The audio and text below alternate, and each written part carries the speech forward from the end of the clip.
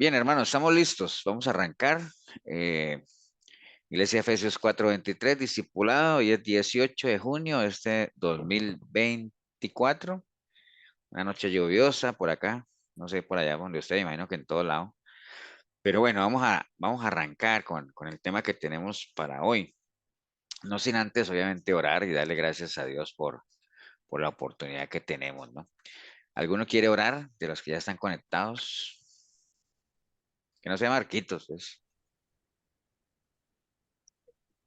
Yo, pastor, buenas noches. Eso, Shirley. Buenas noches, primero que nada, poner todo en manos del Señor. Gracias, Padre Buenas Celestial, por noches a todos. Un abrazo. buenas noches. Gracias, Padre Santo, por este día que nos das, por esta oportunidad tan maravillosa de estar a tu lado, de aprender de tu palabra, por compartir esta noche con nuestros hermanos de la congregación de la iglesia. Te pedimos que nos ilumines para entender el mensaje que trae el pastor Ever. Danos discernimiento para saber siempre escoger lo que tú nos traes. Gracias, Señor, por este momento. Te ponemos en tus manos a todos los hermanos, a nuestras casas, que nos protejas en estos momentos de lluvia en todo el país y a las personas que también están pasando momentos difíciles, que tú tomes el control y pongas paz en sus corazones. Todo te lo ponemos en tus manos. Amén. Amén. Muchas gracias, Shirley. Amén. Así es. Amén. Todo en las Así manos del es. Señor, ¿no? Amén. Bien, quería compartirles un tema hoy que me parece importante también dentro de todos esos temas que hace muchos años vimos aquí en el discipulado. Los que somos, digo los que somos, obviamente yo entre ellos, que llevamos ya tiempo desde que arrancamos, posiblemente se acuerden de alguna vez, bueno, eso fue hace años ya, pero creo que son temas que cada vez que avanzamos como que cobran importancia, ¿no? Siempre nos hemos enfocado en temas que nos ayuden a mantenernos, a fortalecernos, a que las bases sean cada vez más sólidas, ¿no? Que es lo más importante, ¿no? Entonces voy a compartir la pantalla para que arranquemos de una vez. Y bueno, aquí está, ¿no? Vamos a estar trabajando hoy en el libro de Nehemías, que es un libro muy, o sea, tiene mucha enseñanza, ¿no? Todo lo que atravesó Nehemías Nehemías es un claro ejemplo de liderazgo y de qué es lo que uno debería hacer para sortear algunas situaciones que son adversas cada vez que uno está, en el momento que usted entre a engrosar el ejército del Señor y a meterse en los caminos del Señor, o sea, es natural, o sea, eso es algo que no nos podemos quitar de empezar a estar enfrentando cierta resistencia, ya sea de nuestra familia, del entorno como tal. Y entonces se hace muy importante esto de restaurar y de fortalecer nuestros muros, ¿no? Que vamos a utilizar este ejemplo natural de lo que le pasó a Nehemías para llevarlo a nuestra vida cotidiana, ¿no? Y ahorita nos vamos a dar cuenta que lo que le pasó a Nehemías son las estrategias que siempre el enemigo usa, ¿no? Son las mismas de siempre. Entonces vamos a estar por ahí. Nada más para arrancar, quería leer esos dos versículos de Nehemías 4, del 2 al 4, y ahorita entramos propiamente a lo que es el libro de Nehemías. Dice la palabra ahí en Nehemías 4:2, dice el remanente, o sea, los que quedaron de la cautividad, porque acuerde que el pueblo de Dios, al final, por todo lo que muchas veces hemos mencionado en el libro de Jeremías, que no quisieron atender el consejo del Señor, no quisieron recomponer su camino, no quisieron escuchar a los profetas, entonces tuvieron que ir cautivos, ¿no? Básicamente tuvieron que ir cautivos, y mientras estuvieron cautivos, pues prácticamente la ciudad de Jerusalén fue destruida, ¿no? Entonces dice la palabra ahí que el remanente, los que quedaron de la cautividad allí en la provincia, están en gran mala afrenta y el muro de Jerusalén derribado y sus puertas quemadas a fuego, ¿no? Eso es lo que dice ahí. Pero bueno, básicamente, ¿cuál es la idea de todas esas historias que están en la Biblia, ¿no? O sea, ustedes saben que la Biblia tiene libros que son históricos. La Biblia en sí es un libro que contiene una gran porción histórica de lo que es el pueblo de Israel. Y tiene sus libros históricos que cuentan básicamente por qué el Señor escogió el pueblo de Israel, cuál era sido la relación de Dios con el pueblo, cómo lo liberó de la esclavitud, cómo lo llevó a la tierra prometida, cómo el pueblo respondía mal a la fidelidad de Dios, cómo Dios se enojaba. Bueno, es toda una relación, ¿no? Y eso está plasmado obviamente en libros históricos. Y a raíz de eso, pues también como hay historia y personajes, y he ahí la importancia de que nosotros la conozcamos, ¿no? Que nos enriquezcamos con la palabra y que nosotros podamos enriquecernos en qué manera, o sea, en que nos ubiquemos, que nos identifiquemos con los diferentes personajes que vemos ahí y entendamos básicamente el por qué la gente sufrió ciertas situaciones, cómo pudieron haberlo evitado, qué aprendieron de aquello y toda esa experiencia, toda esa vivencia debería llevarnos a conocer básicamente cómo es nuestro Dios, ¿no? O sea, hacia allá nosotros tenemos que ir siempre. Entonces el libro de Nehemías, les decía, es todo un ejemplo de liderazgo, ¿no? Un ejemplo de trabajo en equipo y también un ejemplo de restauración, ¿no? Básicamente menciona mucho lo que es la palabra restaurar, restaurar, restaurar. Recuerden que restaurar es cuando uno vuelve las cosas a su estado original, ¿no? Cuando uno repara, cuando uno restablece. Nosotros cuando decimos es que voy a llegar a restaurar los muebles, o sea, es como que los muebles ya están desgastados, ya están viejos, ya, entonces hay que llevarlos para que no los vuelvan a hacer como estaban antes, pero que en la medida de lo posible lo vuelvan a poner en condiciones en las que estaban cuando estaban nuevos, ¿no? Entonces eso es restaurar, reparar, restablecer, ¿no? Nosotros, bueno, les comentaba el domingo también que pues a uno se le quiebra un vaso y uno lo pega y lo más pulido posible, pero al final el vaso no llega a ser lo que antes era, porque solo Dios puede restaurar a ese nivel de volver exactamente las cosas a como eran, ¿no? Como dice Eclesiastés 3:15, aquello que fue ya es y lo que ha de ser fue ya y solo Dios es el que restaura, ¿no? Eso lo tenemos que tener claro, ¿no?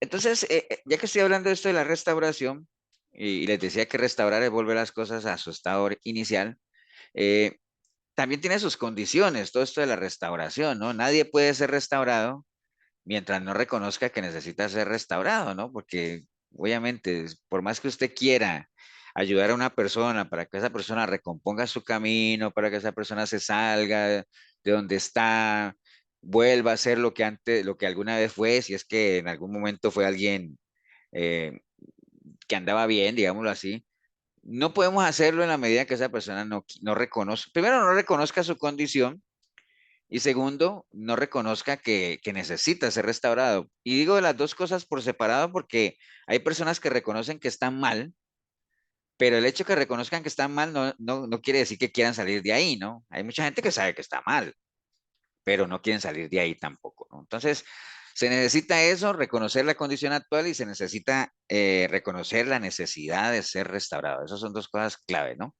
Entonces, solo Dios es el que restaura, lo único que Él espera de la persona es que la persona disponga su corazón para recibir lo que él tiene, ¿no? O sea, y por eso el Señor le mandaba a sus discípulos y les decía, bueno, vayan, como queriéndoles decir, vayan a los pueblos, restauren, lleven la palabra, eso sí, si la gente quiere, si la gente no quiere, pues entonces vayan de ahí, ¿no? O sea, no tiren perlas a los cerdos, ¿no? O sea, no tiren perlas a los cerdos, simplemente hagan su mejor esfuerzo y si la gente lo recibe bien y si no lo recibe, pues ni modo, no podemos hacer nada. Acuérdense que las cosas de Dios no se pueden imponer y si las cosas de Dios no se pueden imponer, pues mucho menos nosotros nos vamos a poder imponer sobre la gente, ¿no?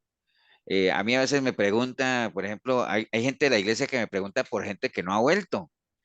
Y yo digo, bueno, pues es que, ¿qué te puedo decir? O sea, yo no, yo no puedo, uno tiene que seguir trabajando con la gente que crea en uno, o sea, que la gente que crea que lo que hacemos en la iglesia está bien y que vamos por buen camino y que no somos la iglesia perfecta y que no hacemos muchas actividades como otras iglesias y que tenemos que hacerlas, claro que hay que hacerlas, hay que organizarnos, todo eso, pero hay gente que cree en lo que hacemos, hay gente que confía, que hay cariño de congregación y todo, hay gente que no, entonces uno no puede imponer nada, ¿no? Y si Dios mismo no se impone, pues uno menos, ¿no? Entonces, básicamente es eso, ¿no? O sea, es lo que el Señor espera, disposición en el corazón de la gente para lo que Él tiene. El ser humano siempre ha querido restaurarse solo, ¿no? O sea, acuérdense que cuando Adán y Eva pecaron y se dieron cuenta que habían pecado, ellos quisieron restaurarse cubriéndose con hojas y que al final el Señor lo regañó porque le dice, bueno, ¿qué es eso? Eso nada que ver. Y al final él les puso pieles. Y ahí tengo una pregunta que ustedes deberían saber, ¿no? Cuando Adán y Eva pecaron, ellos quisieron restaurarse solos, ¿cierto? No pudieron. Al final el Señor les quitó esas hojas y les puso pieles, ¿no? Eh, entonces, digamos que les devolvió un poquito de dignidad, ¿no? O sea, todavía no los había restaurado porque ellos al final fueron expulsados del Edén y todo, y después me dio para ellos un plan de rescate, ¿no? Un plan de salvación. Pero, por ejemplo, para ponerle esas pieles a ellos, ¿qué tuvo que haber pasado antes de eso? Un sacrificio. Sacrificio, sí. Un sacrificio, y ese sacrificio implica ¿qué? La muerte de un animalito. La La, muerte, la muerte de sí, un Inocente. animal. ¿Y qué más?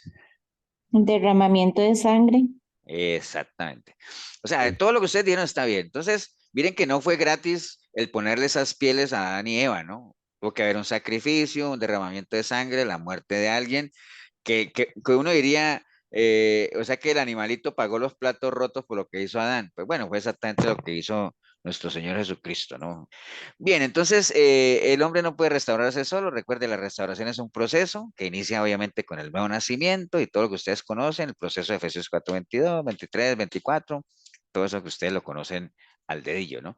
Entonces, como Dios es el que restaura, entonces uno no debería, como dice, comprar humo a otros procesos, ¿no? Que le venden a uno en las iglesias. Hay muchas iglesias que dicen, sí, está bien, Dios es el que restaura, pero de todas formas es necesario que usted se deje imponer manos, que usted entre en un proceso de sanación del líder o del pastor, que le quiebre las maldiciones generacionales, que, bueno, una cantidad de cosas, ¿no? Yo antes de ser, antes de ir a Efesios, y antes de ser cristiano, porque ni siquiera era cristiano, yo fui a un mini encuentro a una iglesia que queda aquí en Atillo, y digo mini encuentro porque eso fue de viernes a sábado, los encuentros generalmente eran de viernes a domingo, 2 noches, ahí era una noche, nada más.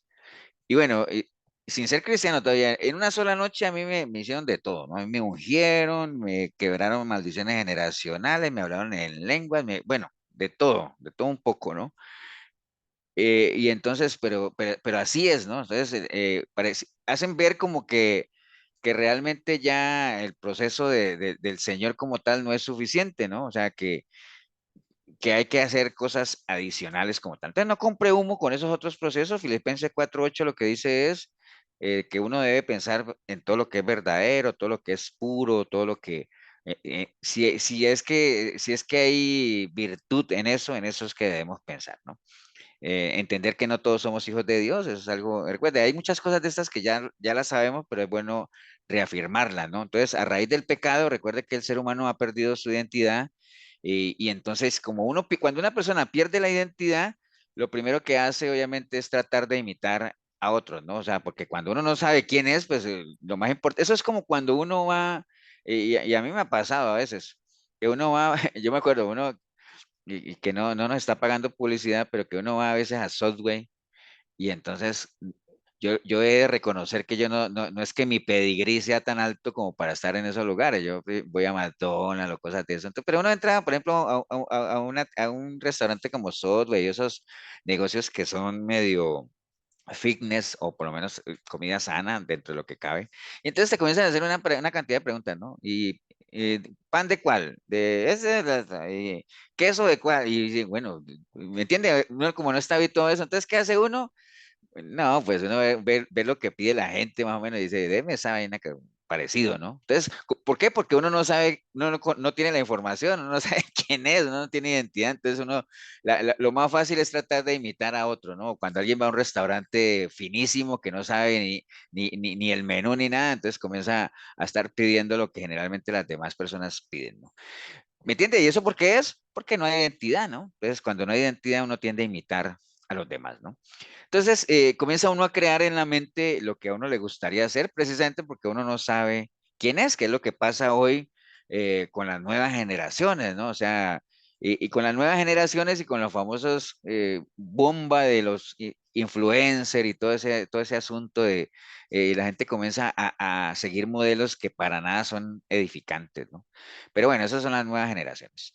Pero es importante dentro de ese proceso de restauración que nosotros hagamos la transición de Jeremías 4:22 a Primera de Pedro 9. Acuérdense que lo hemos visto donde aquí el Señor tenía un concepto de su pueblo que decía que era un pueblo necio, que no lo conocían, que son hijos ignorantes, que no tienen entendimiento, buenos para hacer el mal, pero que no saben hacer el bien.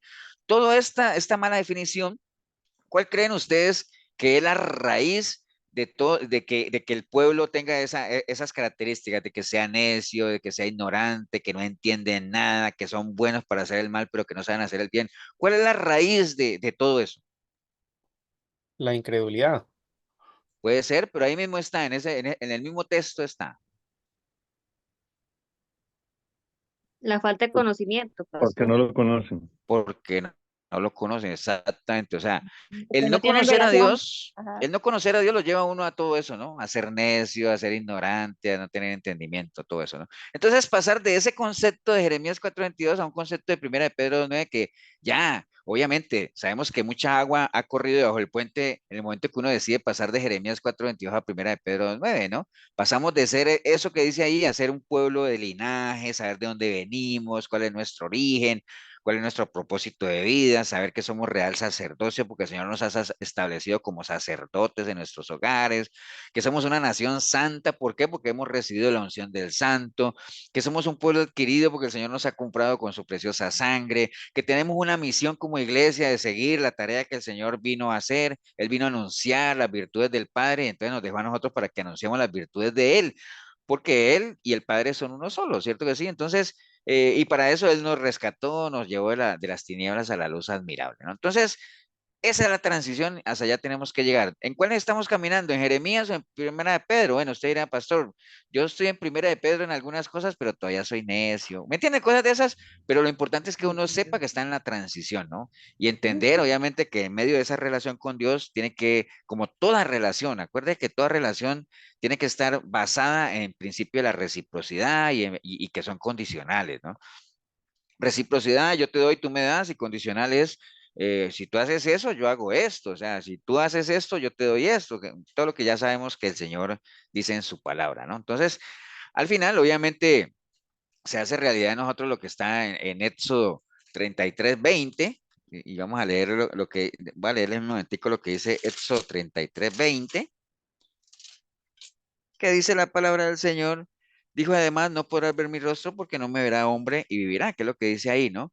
Entonces, ¿a qué se refiere eso de que toda persona qué creen ustedes que significa eso de que toda persona que vea al Señor muere?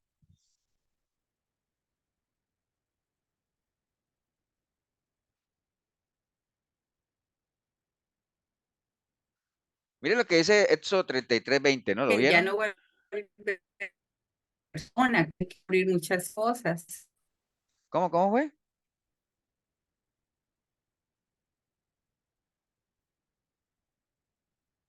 ¿Qué dijo Milena? Que no lo escuché.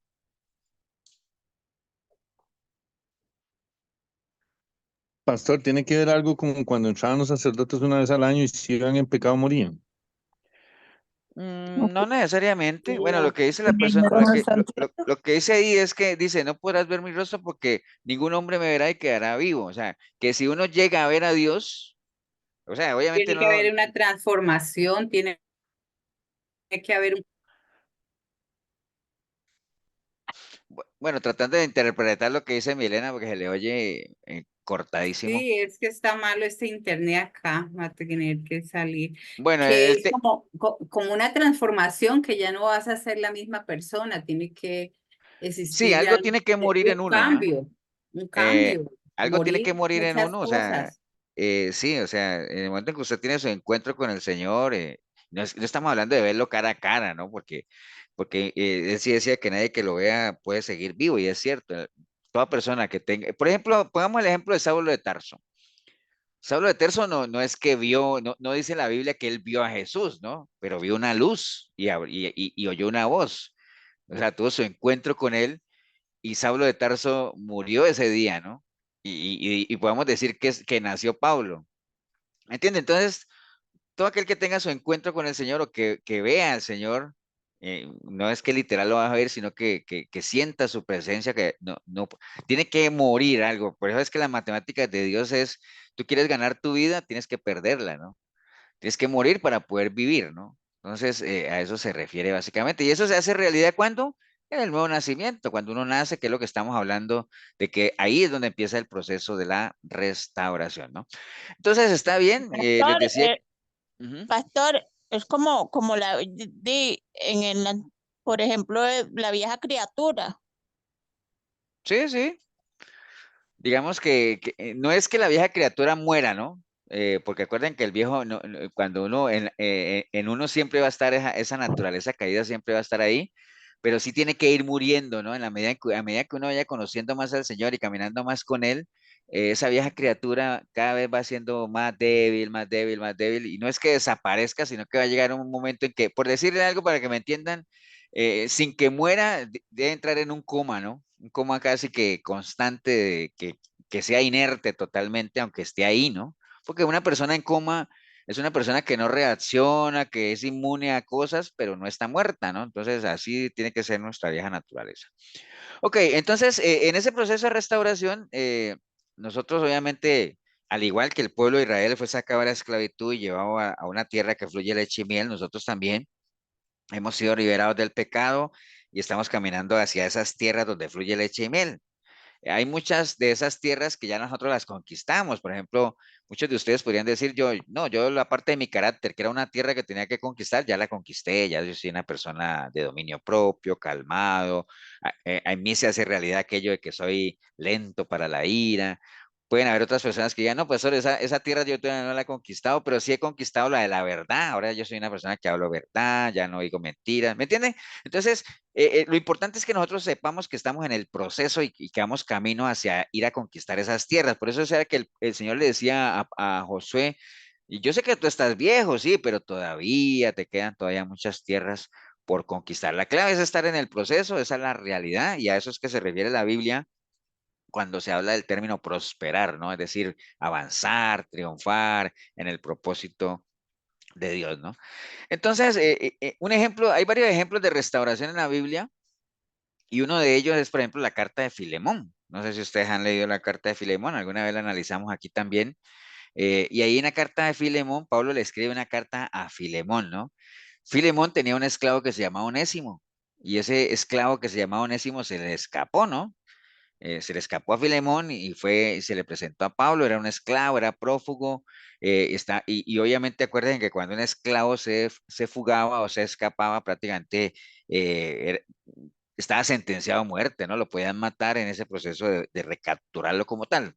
Al final, Onésimo se presenta ante Pablo, Pablo comienza a trabajar con él, lo comienza a moldear, como debe ser un proceso de restauración, hasta que llega un momento en que Pablo en Filemón 1:8 le dice, le vuelve a mandar a Onésimo a su ex jefe o a su ex amo, digámoslo así, ¿no? Pero ya en otras condiciones, ¿no? Porque ya Onésimo había recuperado su identidad, había sido liberado. Entonces, Pablo lo manda y le dice, por lo cual, le escribe Pablo a Filemón, ¿no? Por lo cual, aunque tengo mucha libertad en Cristo para mandarte lo que conviene, más bien te ruego por amor, siendo como soy Pablo, ya anciano, y ahora además prisionero de Jesucristo, porque él estaba prisionero, ¿no?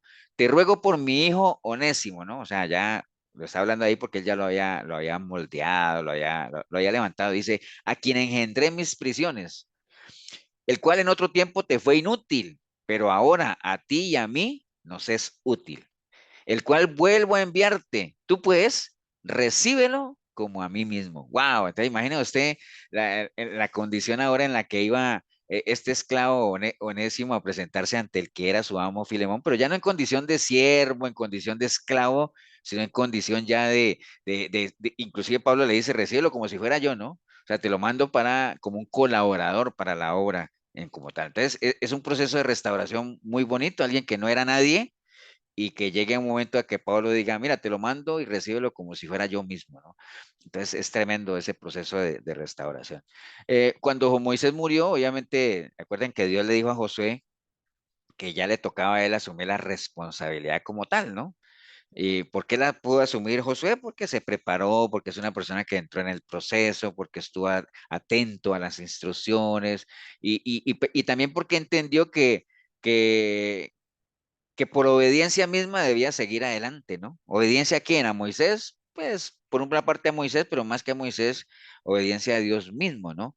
Entonces, ahí tenemos que tener presente algo, un principio que tiene que, digamos, ser importante en lo que nosotros hacemos, ¿no? Hay cosas buenas que nosotros hemos hecho, definitivamente, cosas muy buenas, hay cosas no tan buenas que también hemos hecho, pero bueno, independiente de lo que sea bueno o malo, ni uno ni lo otro nos debería de detener para lo que viene hacia adelante, ¿no? O sea, por más buenas cosas que hayan habido en su pasado, en el mío, por más buenas cosas que hayamos hecho, pues no se quede allí estancado y paralizado, ¿no? Recuerde que en Dios siempre hay cosas nuevas y buenas que hacer, ¿no? O sea, en lo secular a uno a veces hay un dicho que dice que cuando una puerta se cierra es porque se va a abrir otra, ¿no? ¿Me entiende? Entonces, y otras puede ser que hasta mucho mejor, ¿no? Entonces, así es en las cosas de Dios también. No se quede ahí paralizado por su pasado, o sea, por más bueno que haya sido, y si ha sido malo, pues peor todavía. Sino que hay que seguir adelante. Recuerde que en Dios siempre hay más expectativas, en Dios siempre hay más tierras que conquistar, en Dios siempre hay algo que hacer. Entonces, cuando Dios llamó a Abraham a un sitio nuevo, y les he comentado varias veces, Abraham estaba bien, estaba estable económicamente, tenía su familia, pero al final él, sin ni siquiera pensarlo, se fue simplemente porque conocía a su Dios y sabía que si venía de parte de Dios iba a ser bueno, ¿no? Él lo único que tenía que hacer era ¿qué? Obedecer nada más, ¿no? Nada más obedecer. Entonces, no hay que temer a soltarse y alejarse de aquellas cosas o de aquellas personas con los que Dios ya terminó, ¿no? Ya son cosas que Dios ya cerró, son capítulos cerrados, entonces no se aferren a esas cosas y hay que mirar hacia adelante como tal, ¿no? O sea, recuerda que Dios tiene cosas muy nuevas y cosas maravillosas para todos los que somos sus hijos, ¿no? Por eso es que dice Isaías Pastor, 43, ajá, ¿me escucha? sí, Ajá, no, y también recalcando ese ejemplo que usted da ahora de Onésimo en Filemón, que él era un esclavo y en cualquier lado, si él huía, lo iban a matar, el ejército, porque era un prófugo. Entonces, el tenerse que detener, sea como sea, dice, no me van a matar, prefiero detenerme y bueno, y comenzar un cambio. Y la correcto. confianza que tenía a Pablo en recibirlo, por la amistad que tenía con Filemón, porque cualquiera, vea, yo se lo traigo y uno sin saber quién es, ni cómo se va a comportar y todavía el legado que traía detrás ese muchacho. Entonces ahí mira uno que sí, que a veces cuando dices tú que se aferra a uno, uno comienza a huir aquí y dice, no, hay que detenerse y hacer un cambio, ¿no? Toda la vida no se va a estar uno huyendo. Ese ejemplo que tú das de Filemón. Ahora que Milena menciona eso del huir, que lo hemos hablado en la iglesia también, hay cosas en las cuales uno, huir no es siempre malo, ¿no? Hay cosas que huir es de inteligentes, de sabios, pero uno no puede pasar toda la vida huyendo. Hay cosas que hay que enfrentarlas, hay cosas que hay que asumirlas, hay cosas que, y se acuerdan que les ponía el ejemplo del salmista aquel que decía, ay, quien tuviera alas como de paloma, yo me iría lejos y me olvidaría de todo. Pero si el problema es externo, ¿no? O sea, si la adversidad es externa, uno puede poner, como dice, poner tierra de por medio y es una buena decisión. Pero si el problema es adentro, en la mente, uno se puede ir para donde quiera y allá se va a llevar sus problemas, ¿no? Entonces, las cosas hay que enfrentarlas. Y lo que decía Milena de Filemón y Onésimo, pues sí, obviamente era un esclavo y los esclavos, acuérdate que los esclavos eran ceros a la izquierda, ¿no? O sea, un esclavo no pensaba, un esclavo simplemente ejecute aquí, pero ya después cuando él lo devolvió, ya iba con una identidad diferente, ¿no? Entonces, bueno, en Isaías que decía que no nos acordemos de cosas pasadas y todo ese asunto, ¿no? Ya metiéndonos un poco en la parte de Nehemías, que es el libro que vamos a estar trabajando ahorita y sobre todo el capítulo 4. ¿Cómo llegó la gente de Nehemías a trabajar en la reconstrucción de los muros? Ahorita usted dirá, pastor, pero es que no sé nada de Nehemías, yo no conozco el libro de Nehemías. Bueno, acuerde, ahorita lo vamos a hacer un repaso muy rápido, pero Nehemías es un libro que se trata precisamente de esa época en la que el pueblo de Israel estuvo cautivo en Babilonia, eran 70 años Algunos de ellos lograron quedar allá en Jerusalén, pero la ciudad fue destruida, los muros fueron derribados y la gente la estaba pasando mal allá, ¿no? Entonces, ¿cómo llegó al fin entonces la gente de Nehemías a trabajar en esa reconstrucción? Bueno, acuérdense que lo que dice la palabra en Eclesiastés 3, todo tiene un tiempo, ¿no? Entonces, aquí se dieron una serie de acontecimientos, una serie de ciclos que tuvieron que irse llevando para que al final pudieran reconstruirse los muros como tal, ¿no? Y lo que vamos a ver ahorita en el libro de Nehemías es que en medio de esos ciclos que tienen que pasar, todos hemos pasado ciclos, ¿no? Todos hemos sentido en algún momento que nuestra vida se cae, nuestros trabajos, nuestros negocios, y que a veces uno piensa que de ahí no se va a levantar, pero bueno, vuelve y se levanta, pero la levantada de eso no es como que, no es como en lo natural, ¿no? En lo natural que uno se cae y uno trata de pararse lo más rápido posible para que la gente no se dé cuenta, ¿no? O sea, si uno a veces hay caídas, y cuando hablo caídas no me refiero necesariamente a pecado, aunque puede ser, pero el levantarse de eso requiere su proceso, requiere sus ciclos, eh, requiere uno sanar heridas, recuperarse emocionalmente y todo eso. Entonces, hay ciclos que se tienen que dar, ¿no? Y precisamente lo vamos a ver ahorita que no fue que Nehemías, listo, llegó allá con una cuadrilla y tenía y levantó los muros, ¿no? Pasaron una serie de acontecimientos que de seguro nos pasan a nosotros también cada vez que queremos levantarnos como tal, ¿no? Lo importante aquí es que entendamos que tarde que temprano, en medio de esos ciclos, las adversidades van a aparecer, ¿no? Eso es una realidad y lo importante es que nosotros perseveremos en medio de esas mismas adversidades, ¿no? Para que al final, cuando las superemos, podamos decir, como dijo Pablo, ah, hombre, yo ya pasé por eso, ya sé lo que es estar abajo, ya sé lo que es estar arriba, yo ya sé lo que es tener frío, tener calor. Por lo demás, yo todo lo puedo en Cristo que me fortalece, porque recuerden que el carácter del verdadero cristiano se mide en medio de la prueba, ¿no? Eso lo tenemos que tener claro, ¿no? Y entonces, leyendo algunos versículos de Nehemías, por ejemplo, dice que Nehemías 4, 14, 15, dice la palabra, ahorita les cuento un poquito más del libro de Nehemías, pero quería leer esos dos versículos. Dice, después miré y me levanté y dije a los nobles y a los oficiales y al resto del pueblo, no temáis delante de ellos, acordaos del Señor, grande y temible, y pelead por vuestros hermanos. O sea, era lo que Nehemías le decía al pueblo que se animara, ¿no? Le decía, no teman delante de ellos, acuérdense del Señor, que es grande y temible, peleen por sus hermanos, por vuestros hijos, por vuestras hijas, por vuestras mujeres y por vuestras casas, ¿no? Y cuando oyeron nuestros enemigos que lo habíamos entendido y que Dios había desbaratado el consejo de ellos, nos volvimos todos al muro, cada uno a su tarea, ¿no? Ahora se dirán, pastor, pero ¿cómo que se volvieron al muro? ¿Es que ellos se dejaron de eso? Ahorita vamos a ver que ellos empezaron a hacer el muro, pero comenzaron a aparecer todas esas adversidades y entonces la gente le dio miedo y se desanimó y al final Nehemías tiene que decirle, hey, acuérdense del Señor, peleen por sus mujeres, peleen. Entonces cuando ellos entendieron el plan de Dios, ahí mismo volvieron otra vez a la obra como tal, ¿no? Entonces la obra continuó básicamente, ¿no? ¿Y por qué se dio eso? Bueno, obviamente porque el enemigo siempre maquina.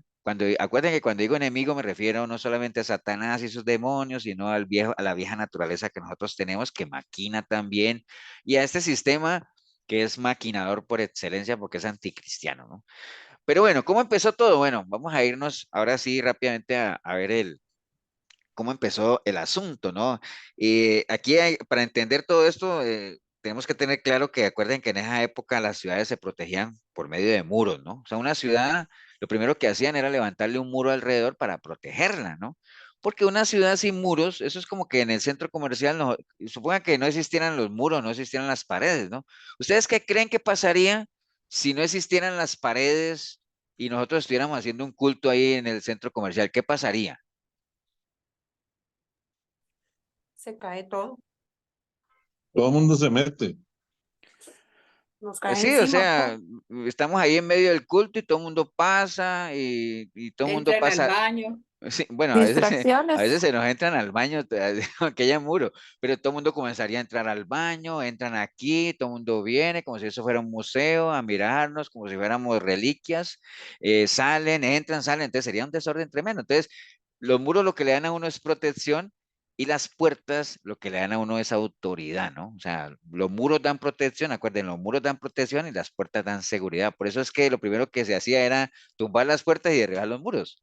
Ahí se perdía la autoridad y se perdía la protección, ¿no? Y eso era lo que pasaba precisamente en Jerusalén, ¿no? O sea, las ciudades antiguas levantaban muros para controlar la entrada y salida de las personas, para establecer límites, para evitar que hubieran mezclas, ¿no? Que es lo que les decía ahorita del centro comercial. Entonces, comenzarían a mezclarse ahí los que son, los que están en la iglesia y los que no están en la iglesia. Entonces, sería un tremendo desorden como tal, ¿no? Espiritualmente, obviamente, la iglesia del Señor, o nosotros como iglesia, tenemos que levantar muros, ¿no? Eh, en nuestra mente, ¿no? ¿Muros para qué? Para proteger lo que es de Dios y para separarlo de lo que no es como tal, ¿no? Entonces, en los tiempos de Jeremías les decía que el pueblo hizo, digamos que no hizo lo que el Señor les recomendaba que hicieran, ¿no? Acuérdense que ellos abandonaron a Dios. ¿Se acuerdan de esa historia que el Señor, la queja del Señor que lo abandonaron a él y se hicieron cisternas rotas? Todo eso que ustedes ya conocen, pero abandonaron a Dios, no cumpliendo el primer mandamiento, que el primer gran mandamiento lo que dice es amar a Dios sobre todas las cosas, ¿no? Entonces la gente eh, más bien prefería hacerse dioses ajenos, por eso el Señor les decía, hey, deténganse, miren su camino, corríjanse, pero bueno, esta gente no valoraron la palabra de Dios y al final la ciudad cayó bajo juicio de Babilonia, 70 años, fue destruida, arrasada y los muros los derribaron.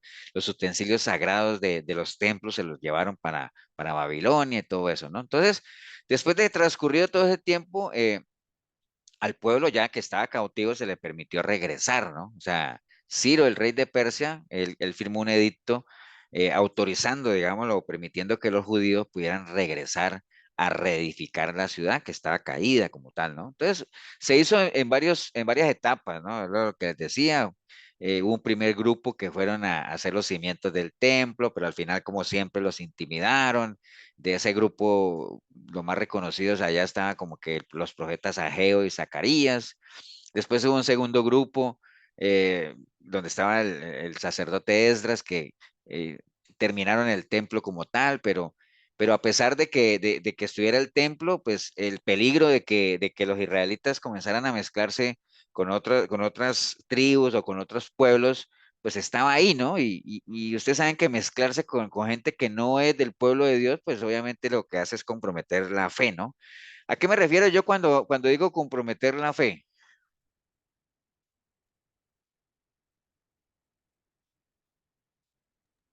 Que Contaminar. podemos empezar a creer otras, ay, se me fue la palabra, Otras creencias. sí, otras A creencias. dudar de Dios, pastor. A dudar de Dios, a que se nos deteriore la confianza. ¿Y cómo se nos deteriora la confianza? Cuando empezamos a confiar en otras cosas, ¿no? A poner nuestra fe en otras cosas, ¿no? Entonces, ese era el peligro que había, a pesar de que ya había algunos grupos, ¿no? Unos fueron a hacer los cimientos, otros fueron a levantar el templo, pero eh, ¿cuál era el problema que seguía habiendo ahí antes de que lo vean? O sea, está bien, se hicieron los cimientos, los intimidaron, después tuvo que ir otro grupo a levantar el templo, pero el peligro seguía latente. ¿Por qué?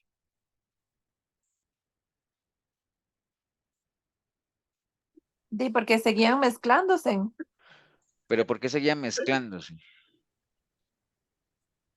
Porque quisieron poner un cimiento sobre el que ya estaba. No, no, acuérdense que habían tumbado todo, ¿cierto? Bueno, fue un grupo, hizo los cimientos del templo. Fue otro grupo, levantaban el templo, está bien. Pero a pesar de que estuviera el templo, todavía había un peligro muy grande y que se pudieran a mezclar. ¿Por qué existía el peligro? ¿De qué estamos hablando? ¿Cuál es el tema de hoy? Pastor, porque no había muros. Exacto, o sea, porque no había muros. ¿Me entiende? Había templo, pero no había muros. Acuérdate que lo que garantiza, lo que da seguridad a una Ujú. ciudad son los muros. No había muros, entonces por eso ahí entra Nehemías en juego, ¿no? Porque básicamente el papel de Nehemías, ¿cuál era? Ir a levantarlo. Claro, cuando Ya. usted menciona Nehemías, tiene que ver con levantar los muros. ¿Cierto que sí? Entonces, levantar los muros tiene que ver con restauración, o sea, la ciudad está bien, levantaron el templo y todo eso, pero mientras no tuviera muros, era muy difícil que la ciudad volviera a volver a recuperar su identidad de ciudad, a ser selectiva, a santificarse como tal. Entonces, levantar los muros tiene que ver mucho con un proceso de restauración, ¿no? O sea, volver a darle a la ciudad el estatus de lo que tenía antes, volver a las cosas a como estaban antes. Mientras no haya muros, no hay nada. Lo mismo nos pasa a nosotros.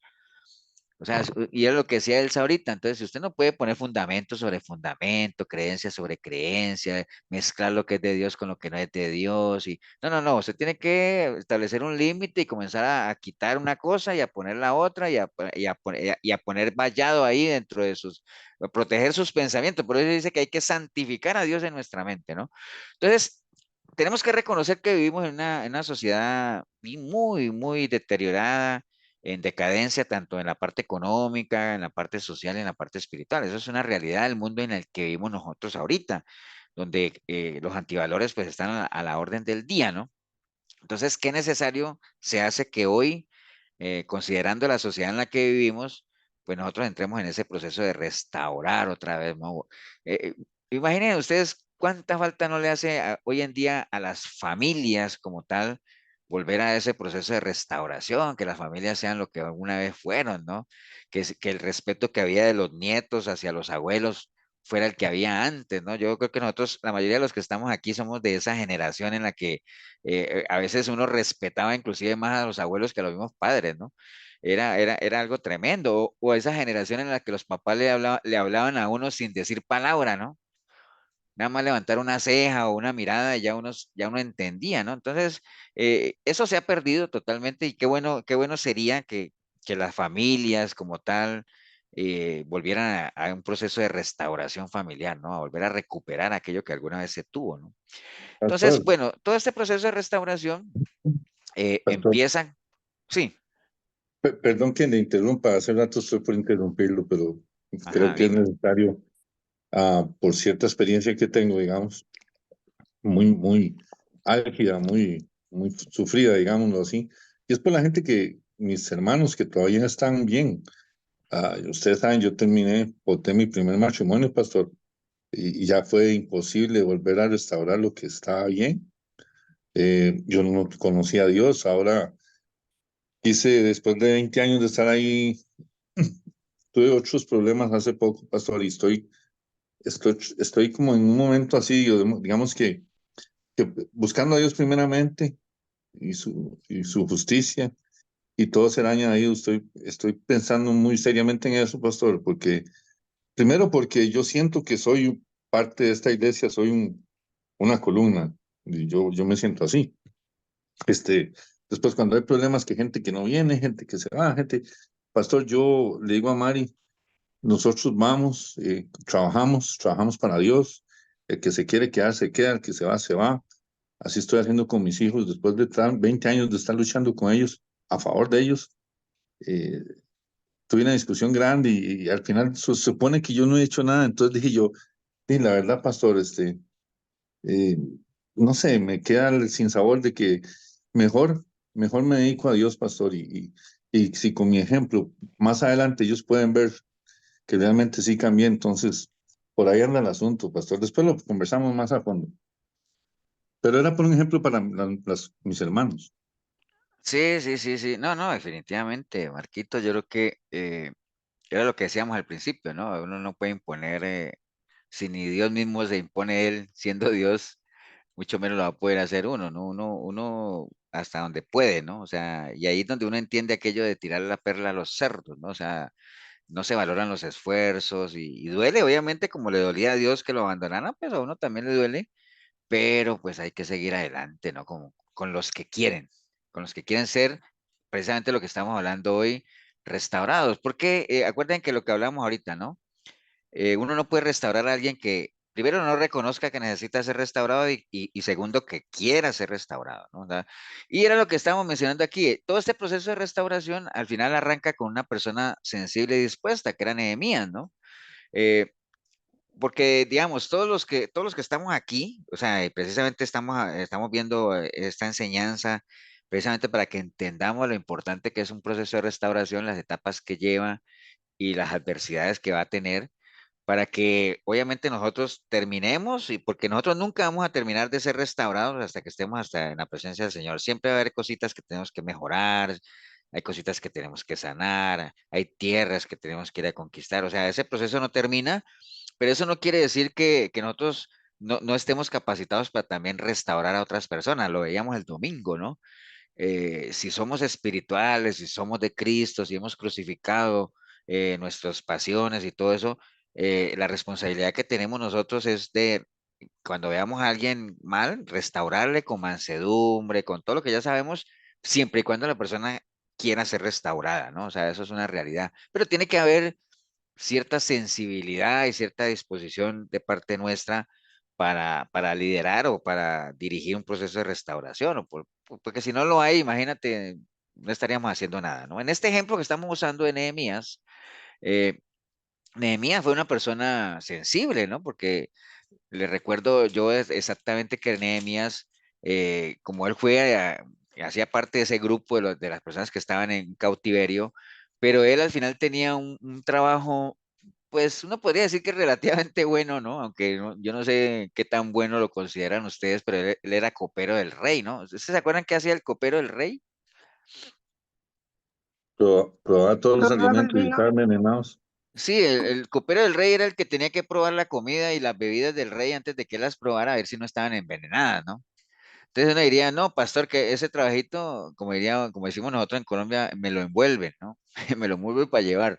Entonces, ese trabajito nada que ver. Pero bueno, veámosle el lado bueno de ser copero del rey. Vivía en palacio, comía lo que comía el rey, dormía muy cerca de donde dormía el rey. Entonces, de seguro vestía prendas, no como las del rey, pero de muy buena calidad. Entonces, Nehemías era una persona que estaba acomodadita, ¿no? Vivía con sus comodidades y todo eso, pero obviamente recibe, él tenía le llevaban de vez en cuando noticias de allá de Jerusalén, porque aunque él estuviera allá con el rey y todo eso, él era judío, ¿no? Y su ciudad era Jerusalén, básicamente. Y entonces él recibió noticias del pueblo, ¿no? Digamos, eso es como cuando uno recibe, y les pongo el ejemplo mío, ¿no? Yo vivo en Costa Rica hace ya 27, 28 años, pero yo sigo recibiendo información de mi familia, ya del pueblo, y cómo está el pueblo, y que no, miras que hicieron esto acá, ¿me entiende? Uno sigue pendiente de su pueblo, ¿no? De su ciudad, y Nehemías le pasaba lo mismo, entonces le llegan noticias, ¿no? Entonces dice Nehemías 1 del 2 al 4, dice que vino Hanai, uno de mis hermanos, con algunos varones de Judá, y les pregunté por los judíos que habían escapado y que habían quedado de la cautividad y por Jerusalén, entonces estaba averiguando por su ciudad, y me dijeron, el remanente, los que quedaron de la cautividad allí en la provincia, están en gran mal y afrenta, y el muro de Jerusalén derribado y sus puertas quemadas a fuego, ¿no?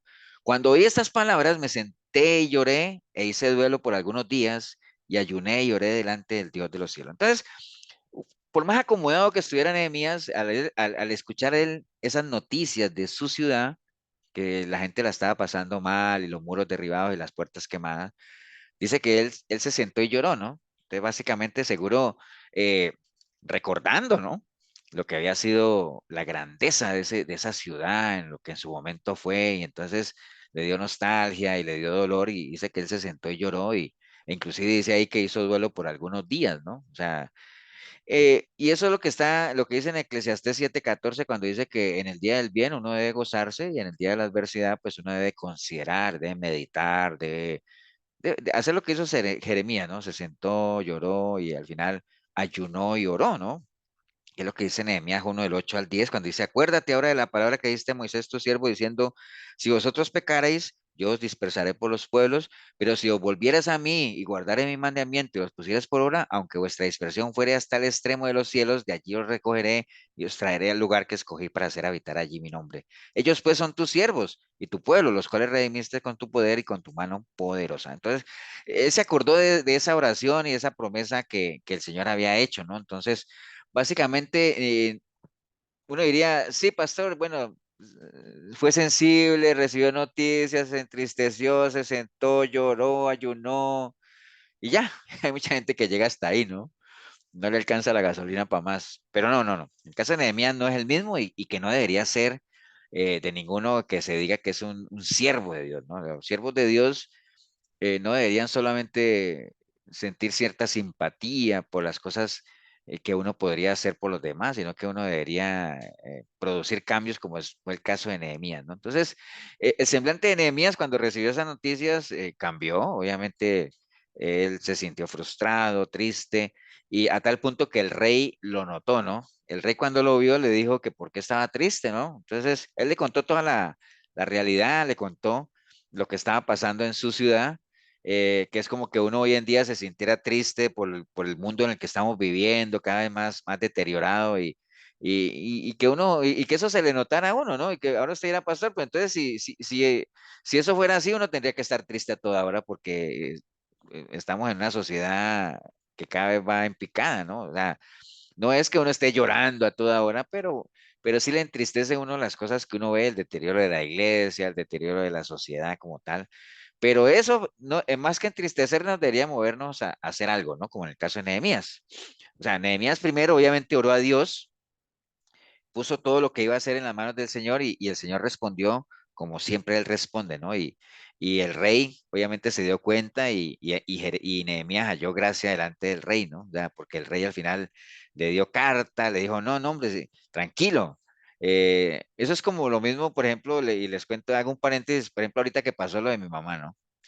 Que yo, bueno, no podía viajar a Colombia porque tengo un asunto ahí que tengo que resolver con un pasaporte y todo eso y por eso no podía viajar. Bueno, gracias a Dios pasó lo que pasó. Pero cuando yo comenté con mi jefe la situación, dice, no, no, no, tranquilo, si necesitas algo me dices y ahí vemos qué hacemos, ¿me entiendes? Entonces, eso es como lo que le pasó a Nehemías, ¿no? Lo ven triste, dice, es que el pueblo mío está por allá, mira, y dice, y entonces dice, no, no, no, tranquilo, ¿qué necesita? Dígame. ¿Necesita un permiso? Se lo tengo ya aquí. ¿Con quién tengo que hablar, no? Entonces, bueno, eso no dice la Biblia, ¿no? Pero yo creo que así le dijo el rey a Nehemías. Bueno, el caso es que vamos a ir al capítulo, si ustedes tienen la Biblia ahí de todas formas, si los que estén siguiendo la historia, si no, creo que la historia es muy fácil de seguir. Nos vamos ¿De qué estás obviamente hablando?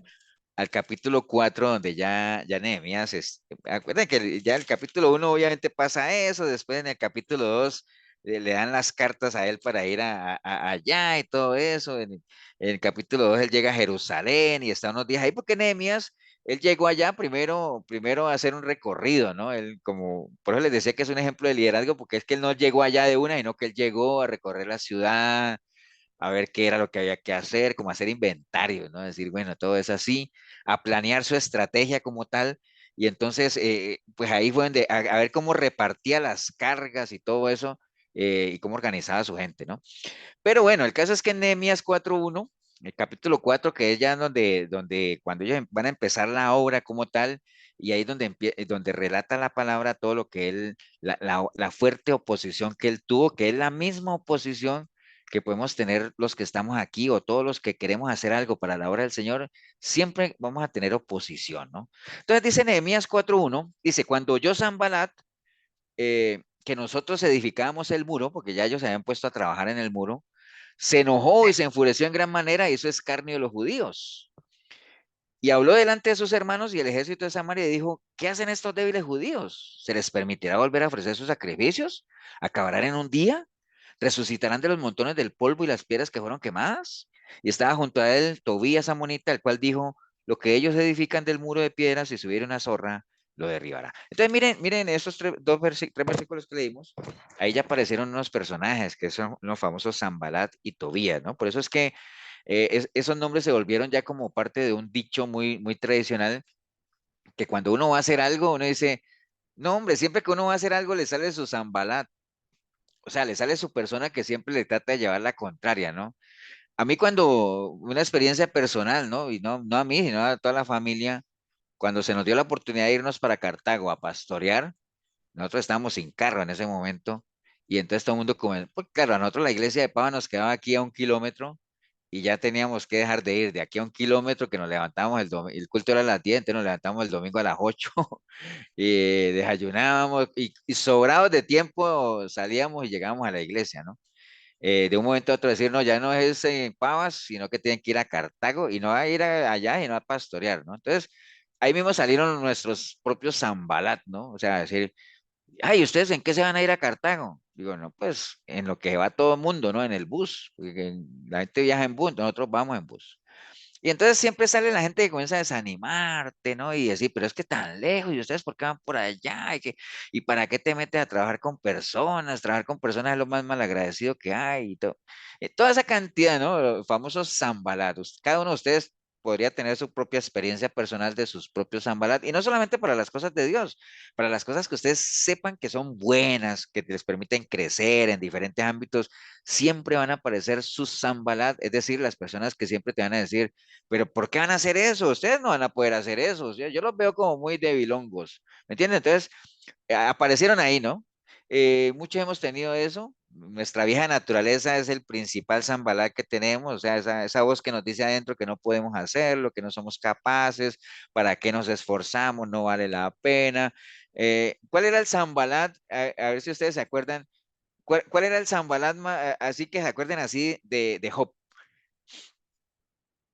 Los tres amigos, Amigos. Su la La esposa. esposa. esposa. Yo diría más que la esposa, ¿no? Ujú. Porque los tres amigos lo estaban animando, entre comillas, diciéndole, porque, pero es que la esposa sí le decía, no, hombre, vas a seguir alabando a Dios, reniega de Dios y muérete. Bueno, esa sí era una zambala, pero brava, ¿no? Entonces, bueno, muchos hemos tenido nuestros propios zambalas. Recuerde, el cristianismo no es, bueno, el cristianismo es fácil. Hay gente que dice que ser cristiano es complicado, ¿no? El cristianismo es fácil, o sea, llevar una vida cristiana es fácil si es que uno ama a Dios, ¿ah? Obviamente, ahora sí dirán, pastor, pero es que si uno no ama a Dios, no hay cristianismo ahí. Bueno, hay mucha gente que sí cree que es cristiana, pero no ama a Dios, ¿no? Que eso es otro tema. Pero bueno, ¿cuáles son las estrategias del enemigo? Las mismas de siempre. Les decía que estos Zambalá y Tobía representan al enemigo de Dios y a todo lo que encierra todo eso. Estos hombres pues no eran cualquier pintado en la pared, eran magistrados de distrito, eran dirigentes de fracciones samaritanas. Ellos no podían oponerse con impunidad a los judíos, porque acuérdense que a ellos les dieron cartas de autorización, ¿no? Ellos tenían autorización del rey para ir a hacer esa obra, ¿no? Para levantar esos muros. Entonces ellos no podían hacer nada. Lo que podían hacer era tratar de desanimarlos, tratar de levantarles cuentos, chismes, como todo, pero no podían, digamos, a la fuerza detenerlos, ¿no? Como tal, ¿no? Igual nos pasa a nosotros, ¿no? Los cristianos estamos autorizados para hacer la obra de Dios. O sea, el Señor nos dio autorización, nos dio carta. ¿En qué momento nos dio el Señor carta para continuar la obra? Somos sus discípulos cuando nacemos de nuevo. Sí, cuando nacemos de nuevo, digamos que podemos entrar en el proceso de capacitar, pero hay un pasaje exactamente donde el Señor nos La dio la carta, comisión que nos da ir y predicar. la gran comisión, ¿no? Cuando nos dice, bueno, ahora sí, ya, yo me voy. Ahora les toca a ustedes, así que vayan y hagan discípulos y todo eso, enseñen lo que han aprendido y no se preocupen que yo estaré con ustedes. Entonces, fue una carta que aunque no esté escrita en papel, pero está escrita en nuestros corazones, ¿no? Lo mismo que decía Pablo cuando decía, ¿ustedes qué? ¿Necesitan cartas de recomendación? Pues mis cartas de recomendación son ustedes mismos, ¿no?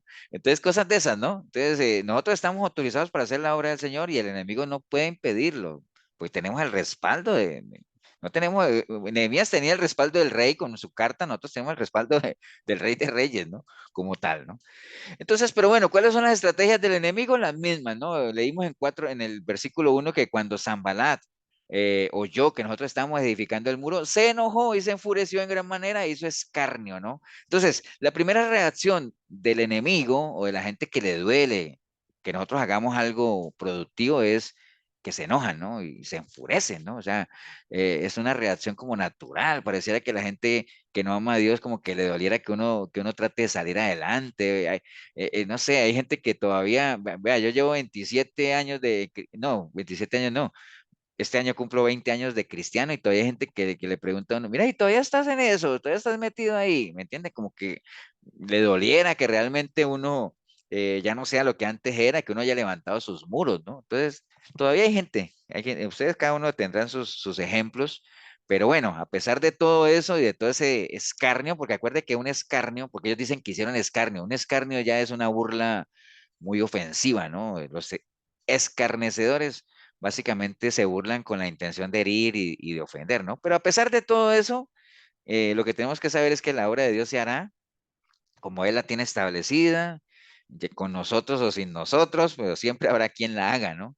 El problema aquí es que el enemigo conoce a Dios, obviamente, y sabe que una de las armas que puede usar es la misma ignorancia de la gente y la falta de fe, ¿no? O sea, que era lo que les decía ahorita, de que como no había muros, se comprometía la fe de la gente. Entonces, cuando hay esa debilidad y eso de dejarse influenciar por otras personas, es algo que el enemigo usa, digámoslo, en contra nuestra como tal, ¿no? Acuérdense cuando allá en Juan 1, cuando dice la palabra que Felipe halló a Natanael y le dijo, mira, hemos hallado a aquel de quien escribieron Moisés en la ley y también los profetas, ¿no? A Jesús, el hijo de José, el de Nazaret.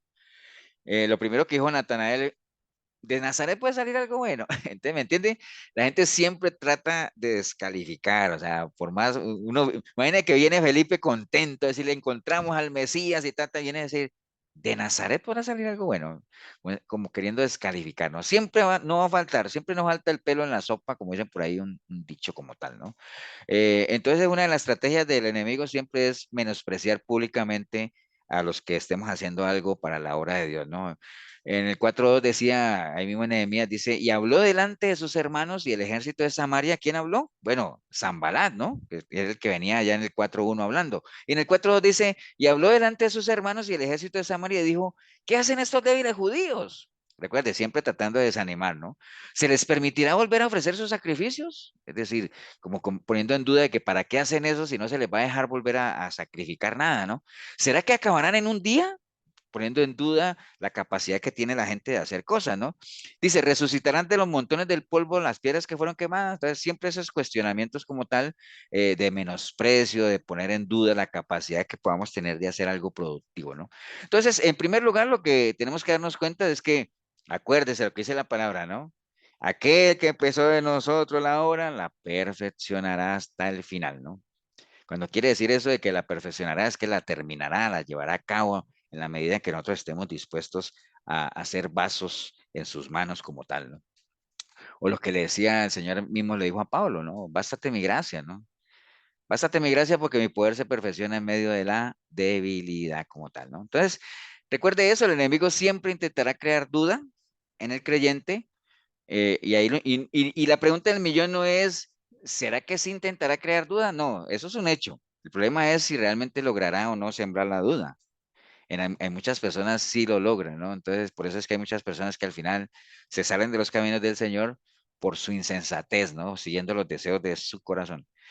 Pero la hora seguirá adelante con o sin ellos, ¿no? Lo más importante es que nos aseguremos de que estemos en el equipo ganador, ¿no? Entonces, al final, ¿qué más siguieron diciendo estos personajes? Que es parte de las estrategias del enemigo, afirmar con contundencia el fracaso, ¿no? Porque ellos dijeron en el 4.3, y estaba junto a él Tobías el amonita, el cual dijo, lo que ellos edifican del muro de piedras, si subiera una zorra, lo derribará. ¿Qué quiere decir eso? No, eso que hagan ellos, eso no va a durar. Le pongo un mes. O por ejemplo, cuando alguien que ha sido tremendo le entrega su vida al Señor y dice, no, hombre, le pongo 2 meses. En 3 meses lo veo borracho otra vez. ¿Me entiendes? Entonces, es como decir ahí, ¿no? Se sube una zorra, la derribará como tal. Entonces, es parte de las estrategias del enemigo de siempre estar afirmando o asegurando el fracaso, ¿no? Ya, que lo que uno haga no vale para nada, que realmente es cuestión de tiempo para que uno abandone la obra del Señor. Y bueno, todas esas cosas que ya sabemos, le pasó a Nehemías, ¿no? Después de que ellos ya habían empezado, Nehemías llegó, organizó a la gente, comenzaron a trabajar, pero cuando ya comenzaron a trabajar, comenzaron a aparecer estos Sanbalat y Tobías y con esas mismas estrategias de siempre, ¿no? Ahora, lo importante es ver ahí qué hizo Nehemías, ¿no? Porque ya lo vimos que eso es algo que nosotros perfectamente o lo hemos sufrido o lo estamos sufriendo o de seguro que en algún momento lo vamos a sufrir, ¿no? ¿Qué cosa? La adversidad, la burla, el que nos quieran desanimar, cosas de esas, ¿no?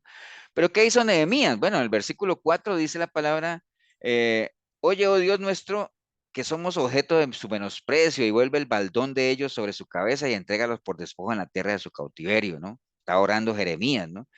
No cubra su iniquidad ni su pecado sea borrado delante de ti porque se airaron contra los que edificaban.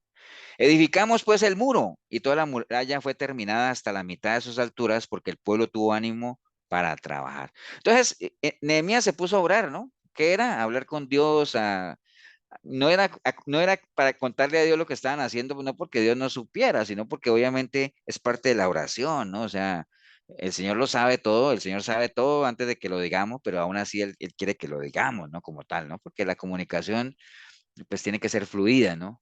Entonces comenzó a él a orar a Dios, pero siempre en sus oraciones era que se hiciera la voluntad del Padre o la voluntad del Señor como tal, ¿no? Entonces, ¿qué hizo Nehemías? Bueno, al final se levantó con firmeza, reaccionaron a la voluntad del Señor, ser agresivos, ¿no? No necesariamente ser violentos, sino acometivo, fuerte, dinámico, que no se parara la obra como tal, que el enemigo fuera consciente de que realmente no estamos jugando como tal, ¿no? O sea, que las cosas van en serio. Por eso es que las cosas de Dios uno no puede tomarlas como un juego, ¿no? Hay gente que juega con las cosas de Dios y no sabe lo delicado que es. Proverbios 1:10 dice, hijo mío, si los pecadores te quieren tentar, pues no lo consientas, no lo consientas, porque si tú lo consientes te van a sacar. No deis lugar al diablo, no ignores las maquinaciones del enemigo. Y entonces dice ahí que a pesar de todo eso, del escarnio, de la burla, de la descalificación, Nehemías oró al Señor para que les diera fortaleza y todo eso, y al final el pueblo se animó a trabajar y dice que edificaron pues el muro hasta la mitad, ¿no? Hasta la mitad de la altura. Entonces ya llevaban el muro en la mitad. ¿Por qué lo pudieron levantar hasta la mitad? Porque el pueblo se animó, ¿no? Sí, porque es que si el pueblo no se anima, pues al final no se va a poder hacer nada, porque pues el pueblo es el que, nosotros somos las manos que Dios usa como tal, ¿no? Pero bueno, acuérdate que el enemigo nunca se conforma, ¿no? Nunca es mucho para él. ¿Y qué pasó? Nehemías 4:7 dice la palabra, pero aconteció que oyendo Sanballat y Tobías, acuérdate que esos son los dos personajes que representan a la adversidad, la enemistad de Dios, pero aconteció que oyendo Sanballat y Tobías y los árabes, los amonitas y los de Asdón, que los muros de Jerusalén eran reparados, porque ya los portillos comenzaron a ser cerrados, se encolerizaron mucho. O sea, cuando ellos dijeron, wow, todo lo que les dijimos, lo que los desanimamos de eso, no funcionó porque la gente, mira, está levantando los muros y los portillos comenzaron a ser cerrados. ¿Ustedes saben qué significa eso de que cerrar los portillos?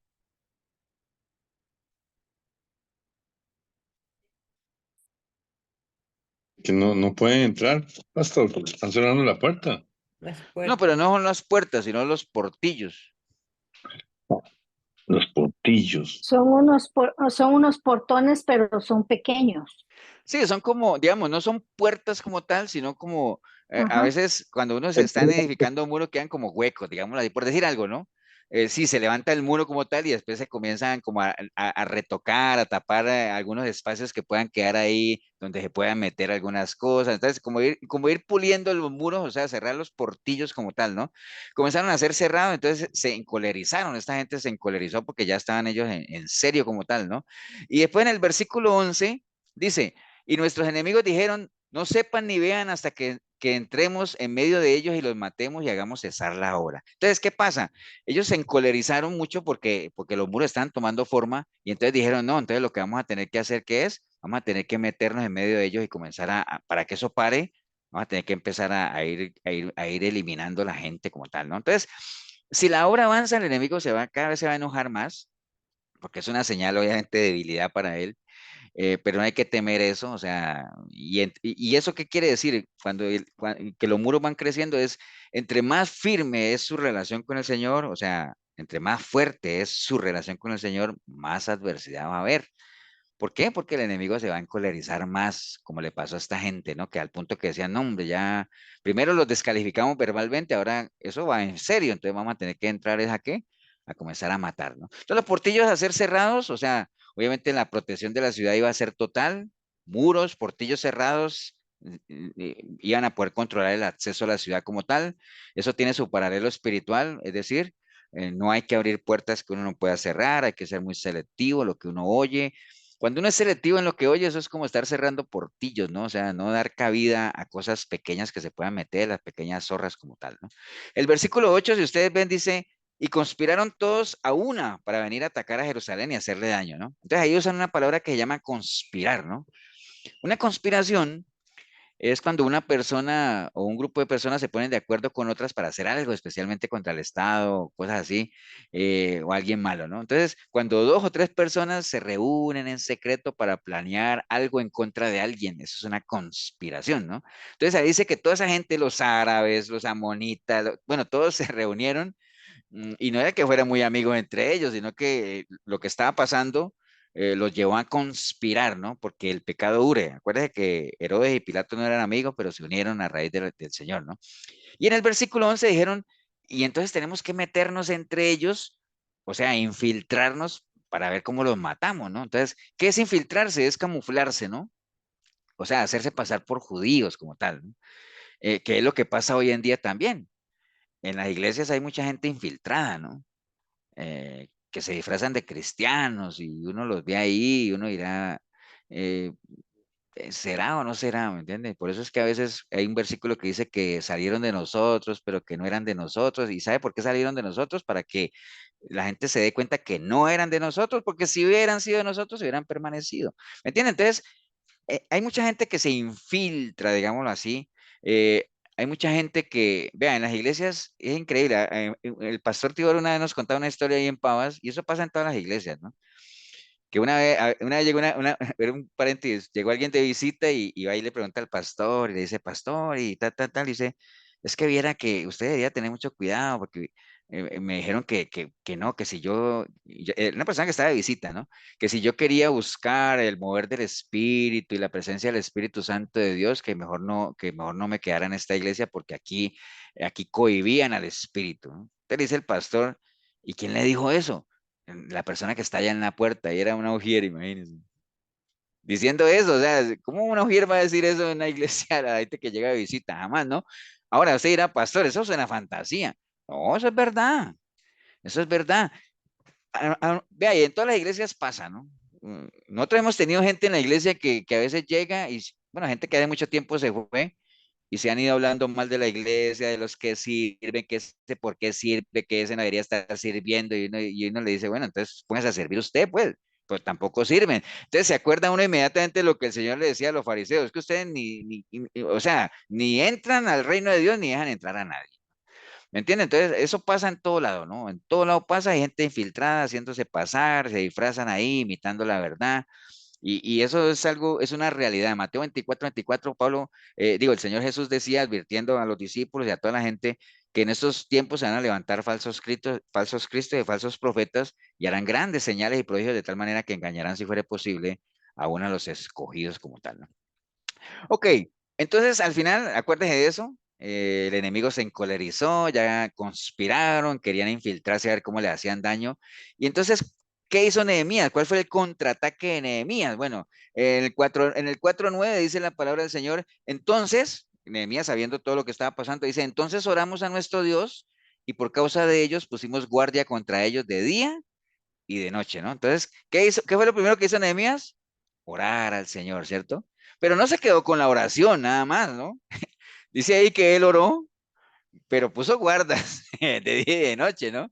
Porque es que hay gente que dice, no, yo voy a orar a Dios para que Dios levante un vallado de ángeles al rey. No, no, no, está bien. ¿Qué tal que Nehemías hubiera hecho eso y decir, oro a Dios y que él mande un vallado de ángeles? Y, no, no, no, no, no.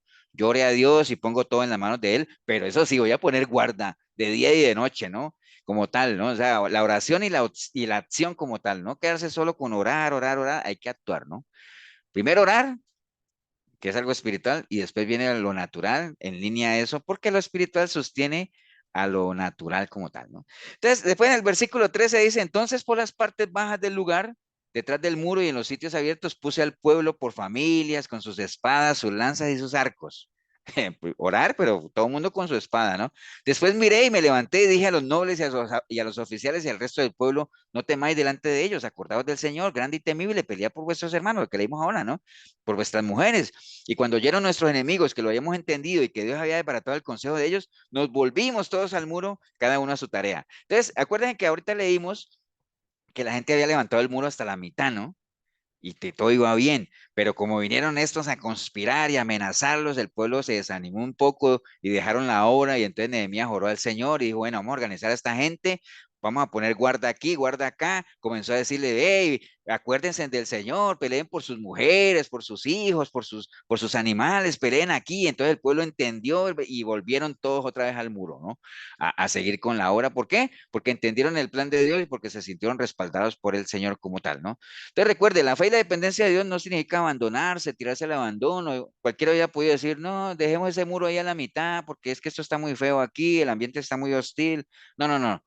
Si hay fe y dependencia de Dios, nada que ver, eso no tiene nada que ver, porque recuerde que los hijos de Dios no son de los que retroceden, porque eso no agrada a Dios, ¿no?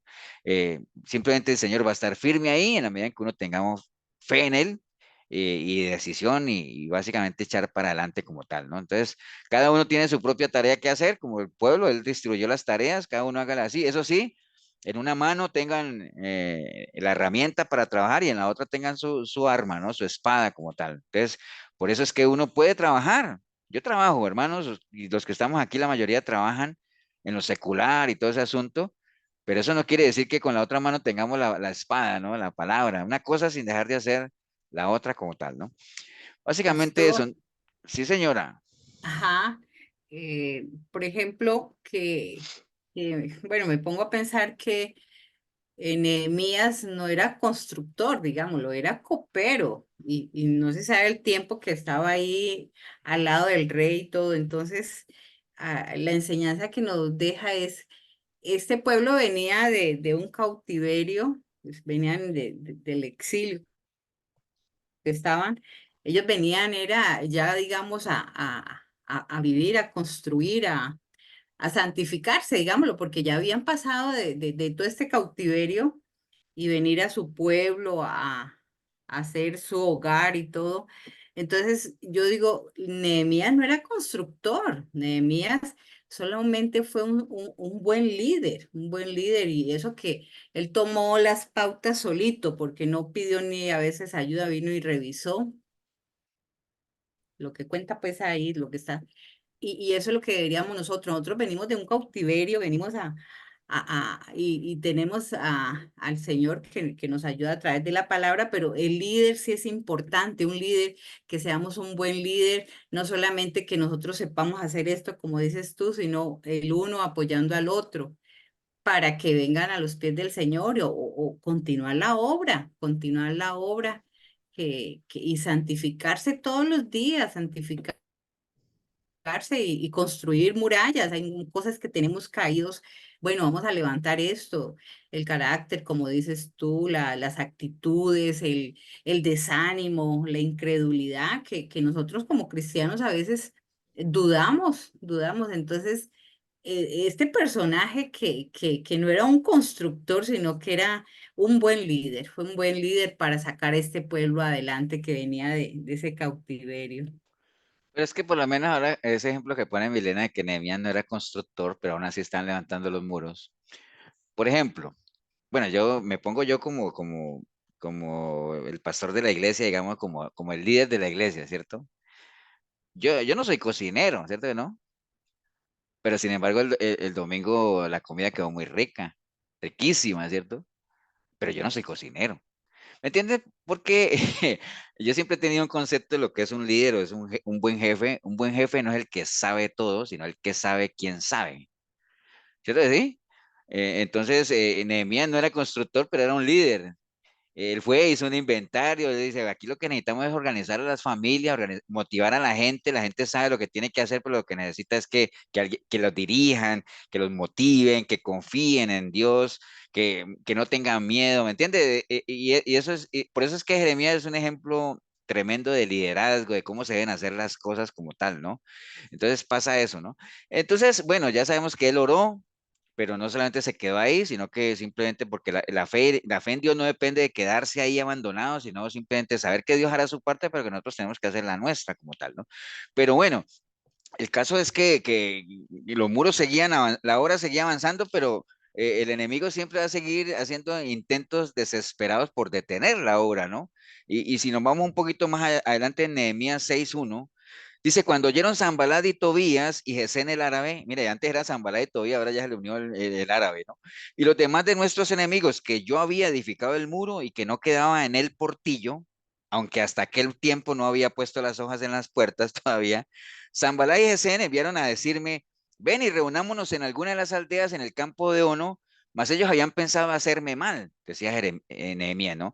Y les envié mensajeros diciendo, yo hago gran obra y no puedo ir porque cesaría la obra dejándola yo para ir con vosotros, ¿no? Entonces comienzan esa intimidación, ¿no? Es decir, él ya sabía que le iban a hacer mal, pero comenzaron a citarlo por allá como a tratar de intimidarlo, ¿no? Entonces, ¿qué hizo Nehemías? Dice, no, hombre, yo estoy aquí, tengo mucho trabajo, yo no puedo distraerme ahorita a reunirme con ustedes, porque si me voy a reunir con ustedes, estaría dejando la obra aquí, ¿no?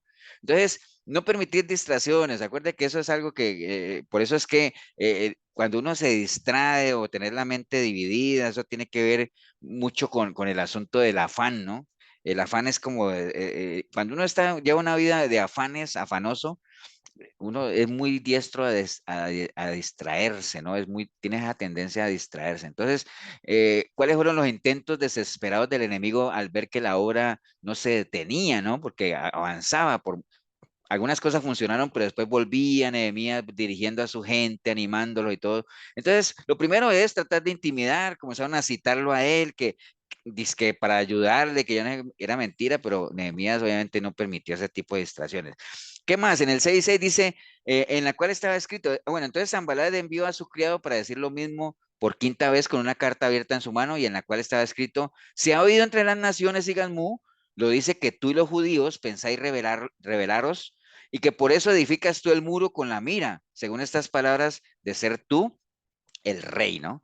Entonces, ya como vieron que no pudieron intimidarlo, ya comenzaron a difamarlo, ¿no? Comenzaron a decir, mira, lo que se está diciendo por ahí es que ustedes están levantando los muros porque ustedes se quieren rebelar en contra del rey.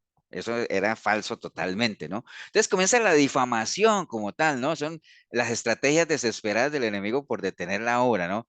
Trata de intimidarte, si no puede, comienza el asunto de la difamación, ¿no? Y acuérdate lo que el Señor dijo en las bienaventuranzas, bienaventurados sois cuando por mi causa os vituperen y os persigan y digan toda clase de mal contra vosotros. ¿Qué cosa? Mintiendo, ¿no? Esto que estaban diciendo de Nehemías era mentira, él no estaba edificando los muros para eso, ¿no? Él estaba edificando los muros para que la ciudad volviera a ser lo que en algún momento fue, pero ellos ya estaban diciendo, dicen por ahí, estamos escuchando que tú y lo que piensan es rebelarse contra el rey, ¿no? Entonces, la difamación como tal. Y más adelante, Nehemías 6, 10 y 11, dice, vine luego a casa de Semaías, hijo de Araía, hijo de Metabael, porque él estaba encerrado, el cual me dijo, reunámonos en la casa de Dios, dentro del templo, y cerremos las puertas del templo porque vienen para matarte. Sí, esta noche vendrán a matarte. Entonces dije, Nehemías dijo, un hombre como yo ha de huir, y quien que fuera como yo entraría al templo para salvarse, no entraré. ¿Me entiendes? Entonces le estaban diciendo a él eh, que se metiera al templo porque lo iban a ir a matar, ya como manipulando la información, ¿no? Entonces dice, hombre, un hombre como yo va a huir, jamás. Jamás de los jamases, ¿no? Entonces tenía un sentido de identidad Nehemías claro, sabía quién era él y el respaldo que tenía, ¿no? Entonces, sabía que lo mismo que decía Pablo en algún momento, yo soy lo que soy por la gracia de Dios como tal, ¿no? Entonces, al final, todos esos intentos desesperados por detener la obra no avanzaban como tal. Resumiéndoles, al final los muros se pudieron levantar como tal. Más adelante, en Nehemías capítulo 8, del 7 al 10 viene ya lo que es la parte de que el sacerdote Esdras ya, obviamente con el templo levantado, con los muros ya listos, entonces ya comienza a leerle la ley al pueblo, a hacer lo que debería hacer un sacerdote como tal, y el pueblo a hacer lo que debería hacer también, que es escuchar la ley, ¿no? Dice en el versículo 7 del capítulo 8, y los levitas, Jesuá, Bani, Serebías, Jazmín, bueno, toda esa lista que estaba ahí, dice, hacían entender al pueblo la ley, ¿no? O sea, que la gente entendiera ya la palabra, o sea, porque estaba el templo, estaba todo, los muros, ahora lo que necesitaban era que la gente volviera a retomar el asunto de entender la palabra, ¿no? El pueblo estaba atento y leían en el libro de la ley de Dios claramente y ponían el sentido de modo que entendiesen la lectura. Y Nehemías, el gobernador y el sacerdote Esdras, escribe y los levitas que hacían entender al pueblo, dijeron a todo el pueblo, día santo es a Jehová nuestro Dios, no os entristezcáis ni lloréis, porque todo el pueblo lloraba oyendo las palabras de la ley, ¿no? Luego les dijo, ir y comer grosuras y beber vino dulce y enviad porciones a los que no tienen nada preparado, porque el día santo es a nuestro Señor. No os entristezcáis, porque el gozo de Jehová es vuestra fuerza, ¿no? Entonces la gente comenzaba a llorar escuchando la palabra, o sea, pastor, qué sensibilidad, ¿no? Tremendo, obviamente, mucho tiempo fuera, ya viendo sus muros, viendo su templo, y que comenzaban a leer la palabra, la gente comenzaba a llorar como tal, y al final él dice, no, hombre, dejen de estar llorando, ya no lloren, gócense, no ahora sí, y entiendan cuál es que el gozo, ahí donde viene el versículo que conocemos, que el gozo del Señor, mi fortaleza es, viene de ahí, ¿no? El gozo de Jehová es vuestra fortaleza, ¿no? Entonces, ¿qué necesitamos nosotros para ser fuertes? Busque el gozo del Señor y si siente que ese gozo se ha perdido, sígalo buscando, ¿no? Fortalezca su relación con Él. Ni hablar, obviamente, si es que hemos dejado de si hemos dejado nuestros muros a la mitad y hemos dejado de que la obra siga no desfallezca, ¿no? Mire el ejemplo de todo este pueblo que al final, ante todas las adversidades, pues logró sacar adelante la obra como tal, ¿no? O sea, básicamente eso, ¿no? Entonces, entendiendo todo esto que está aquí y que el gozo de Jehová es la fortaleza de uno, pues uno hasta trata, hasta entiende uno por qué hay tanta amargura en la gran mayoría, bueno, pues no todo, pero en la gran mayoría del pueblo cristiano, ¿no? O sea, ¿por qué hay tanta amargura en el pueblo de Dios? Primero porque no han levantado sus muros, no han restablecido su identidad, no saben quiénes son, no confían plenamente, creen en Dios, pero no le creen a Dios, ¿me entienden? Y por eso en Miqueas 4:9 dice, ahora, ¿por qué gritas tanto? ¿No hay rey en ti? ¿Pereció tu consejero que te ha tomado dolor como de mujer en parto? ¿Entiendes? Esa es la actitud generalmente de la gente que se lamenta, que se quejan. Yo no sé si a ustedes les ha pasado, pero hay gente con la que uno habla que a toda hora se quejan y no hay gozo en esas personas. Entonces, podría decirle uno eso, ¿por qué gritas y por qué te quejas tanto? ¿O es que no hay rey en ti? ¿Me entienden? Hay que tener conciencia de la presencia del Señor. eh, y en el momento en que el pueblo entendió la palabra, entendió todo, sabían lo que tenían que hacer como tal. Nosotros nos tienen que pasar lo mismo. eh, Recibir la palabra, asegurémonos de entenderla y eso nos va a garantizar de que sepamos qué es lo que Dios espera que hagamos, ¿no? ¿Qué es lo que Dios espera? Muchas cosas. Que caminemos en sabiduría, en obediencia, que seamos personas entendidas, que nos esforcemos por hacer el bien, que perdonemos, que seamos personas de verdad, que compremos la verdad y no la vendamos, que tengamos fe, que se haga realidad en nosotros Filipenses 2:5, es decir, que haya en nosotros el mismo sentir que hubo en Cristo Jesús. Y ahí es donde uno tiene que preguntarse realmente en nuestra vida personal, cómo andan nuestros muros, cómo anda nuestra autoridad, cómo anda nuestra seguridad. Y recuerde la máxima que tiene que ver con la restauración. En medio del pecado no hay restauración y solo Dios restaura lo que pasó. Deuteronomio 28:1-2, acontecerá que si oyeres atentamente la voz de Jehová tu Dios para guardar y poner por obra sus mandamientos que yo te prescribo hoy, Jehová tu Dios te saltará sobre todas las naciones de la tierra y vendrán tras de ti todas estas bendiciones, ¿no? Hechos 12:12, por lo cual levantad las manos caídas y las rodillas paralizadas y haced sendas derechas para vuestros pies, para que lo cojo no se salga del camino, sino que sea sanado. Seguid la paz con todos y la santidad sin la cual nadie verá al Señor. Mirad bien, no sea que alguno deje de alcanzar la gracia de Dios y que brotando alguna raíz de amargura os estorbe y por ella muchos sean contaminados, ¿no? Entonces, al final recuerde, lo que garantiza nuestra fortaleza espiritual, lo que leímos en Nehemías 8:10, el gozo de Jehová es nuestra fortaleza, es decir, que el Espíritu Santo de Dios que está en nosotros se sienta alegre, satisfecho, que esté gozoso de que caminamos en obediencia, que si nos esforzamos y somos valientes y perseveramos hasta el final, recuerde que hay galardones por allá, ¿no? Y les decía yo ahorita de que por qué veo en un pueblo en derrota, porque caminan cautivos, ¿no? O sea, Isaías 31 hacía esa advertencia, hay de los hijos que se apartan, dice Jehová, para tomar consejo y no de mí, para cobijarse con cubierta y no de mi espíritu, añadiendo pecado a pecado, que se apartan para descender a Egipto y no han preguntado de mi boca, para fortalecerse con la fuerza de Faraón y poner su esperanza en la sombra de Egipto, pero la fuerza del Faraón se os cambiará por vergüenza y el amparo en la sombra de Egipto en confusión, ¿no? Mucha rebelión, apartarse, es una terquedad alejarse del pueblo de Dios. El pueblo, obviamente, en lo que leíamos acá arriba, dejó de consultar a su Dios creador y eso les llevó a que Dios, pues, como siempre, ¿no? O sea, si tú estás conmigo, bien, si no quieres estar conmigo, pues simplemente atente a las consecuencias, ¿no? Era un pueblo sabio en su propia opinión. Lo mismo pasa hoy. Dentro de las iglesias pasa igual lo mismo. Hay mucha gente que son sabios en su propia opinión, que cree que todo lo saben, ¿no? Buscar ayuda en Egipto, que es básicamente volver de donde ya salimos y coquetear con nuestra vida pasada, ¿no? Básicamente eso. Pero bueno, al final el Señor, vea, a un rey que se llamó Asa, que él, obviamente, Dios lo libró milagrosamente de varias ocasiones, porque él en algún momento buscaba a Dios y todo eso, pero él hubo un momento en que tuvo una crisis y ya no buscó a Dios, sino que trató de resolverlo por sus propios recursos, ¿no? Obviamente eso no le gustó mucho a Dios y al final él muy triste, Dios le dijo a Asa, por cuanto te has apoyado en el rey de Siria y no te apoyaste en Jehová tu Dios, por eso el ejército del rey de Siria ha escapado de tus manos. Los etíopes y los libios no eran un ejército numerosísimo, con carros y mucha gente a caballo, con todo porque te apoyaste en Jehová, él los entregó en tus manos.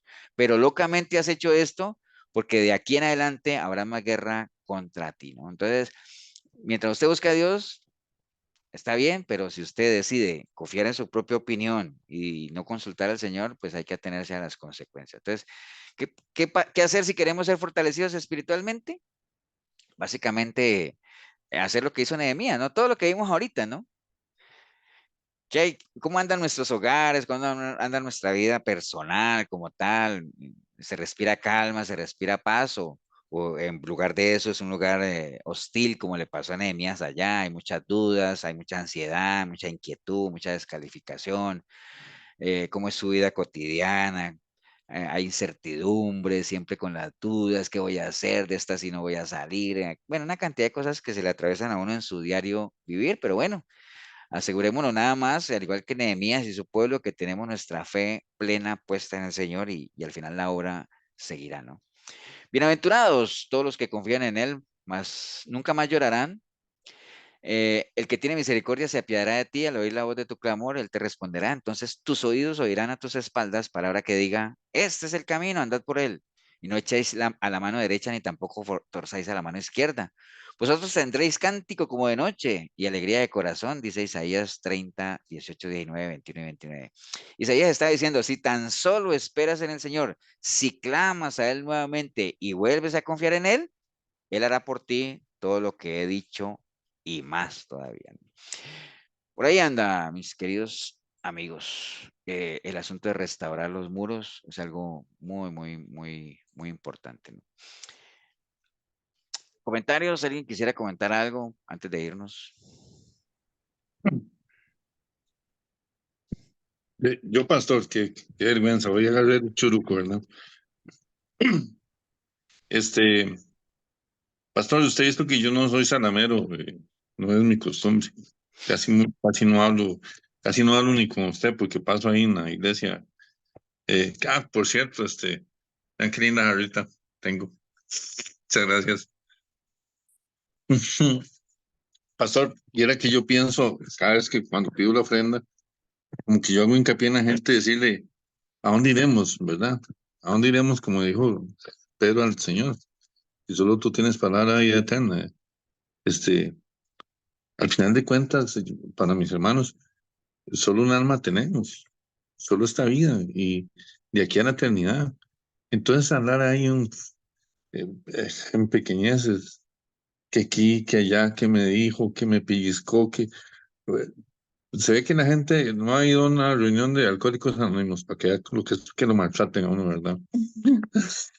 Ahí sí es cierto que lo maltratan a uno, pero aquí entre más paños tibios les pongamos, peor se ponen. Pero no importa, yo, hermanos, a los que me están oyendo, sigan adelante. Al final de cuentas, usted va a dar cuenta solo y nadie va a estar con usted.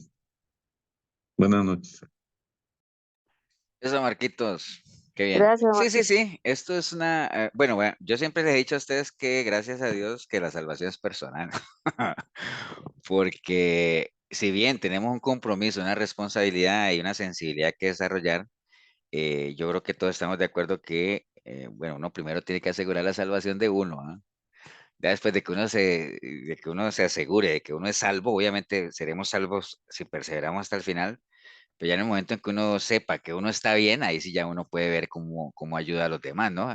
Porque acuerde que hasta el mismo Pablo lo decía, ¿no? Decía, no, yo tengo que cuidarme. No vaya a ser que yo, habiendo sido heraldo para muchos, y venga yo a ser descalificado, ¿no? O sea, como quien dice, no vaya a ser que yo, ayudando a tantos a salir adelante y que al final yo sea el que me quede, ¿no? No, no, jamás, yo tengo que ponerme las pilas. Pero sí, sí, por ahí anda, Marquitos, creo que hay que seguir adelante, yo creo que en esto pasa igual, o sea, eh, se quedará gente, habrá gente que se quede, habrá gente que siga, habrá gente que le guste, habrá gente que valore, habrá gente que no valore, bueno, de todo hay en la viña del Señor. ¿Alguien más? ¿Nos vamos? Pastor, ahí en las recomendaciones que hacías con lo de Zambalat,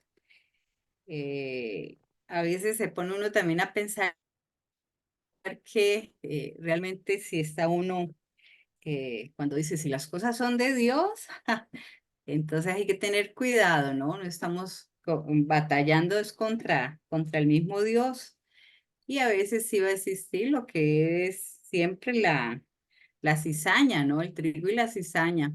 Entonces, qué importante es eso, que tener presente que si las cosas son de Dios, son para adelante, para adelante. Yo tenía, ahora que dice Milena eso, yo tengo mis frases de batalla y se las he compartido a algunos, pero con una prédica de estos últimos domingos agregué una frase más al repertorio, ¿no? Yo siempre les he dicho que, inclusive me sirvió mucho cuando fui a Cartago, ¿no? Y lo que decía Milena, si las cosas son de Dios, nadie las para. Si son del hombre, solitas se caen. Primer principio. Segundo principio también es, si tu presencia no debe ir con nosotros, ni nos movamos, ¿no? O sea, no para ningún lado, ¿no? Ese es otro principio muy importante. Había otro que era, obviamente, y que me gustó mucho lo que se predicó un domingo de estos, que decía, ¿no? El que piense ser algo sin serlo, así mismo se engaña, ¿no? Entonces, qué delicado es eso, ¿no? O sea, son cosas que hay que asegurarnos de ser auténticos y ser lo que somos, ¿no? O sea, realmente, ¿no? O sea, ser lo que uno es, lo más importante, porque ya vimos ahí que hay muchos infiltrados, ¿no? Entonces, pero bueno, asegurémonos nosotros de ser lo que somos y ya todo Pastor, lo demás. Sí, Karina. y una, no, y una que siempre me recuerda es esta otra que usted dice, em, que es, que es mejor saber uno que no tiene nada a pensar uno que tiene algo y darse cuenta de que no, ¿verdad? Sí, esa es otra La otra máxima, que me ha Karina. grabado, sí. Es mejor saber uno que no tiene nada a creer que tiene algo que no tiene, ¿no? Sí, esa es una realidad. Bueno, vamos a orar. Vamos a darle gracias a Dios. ¿Alguien que quiera orar para despedirnos? Fernando, Eso, Fernando. Hola, Así, ¿cómo están? Bueno, así pastor. voluntariamente. Sí, a dedo, dedocráticamente. Muy bien, claro que sí. Bueno, yo también quería, ya que tuve la oportunidad de abrir el micrófono, saludarlos a todos, hermanos, y también decirles que, bueno, que yo también me puedo analizar un poquito, por ejemplo, la parte histórica, lo del caballo de Troya, por ejemplo, ¿verdad?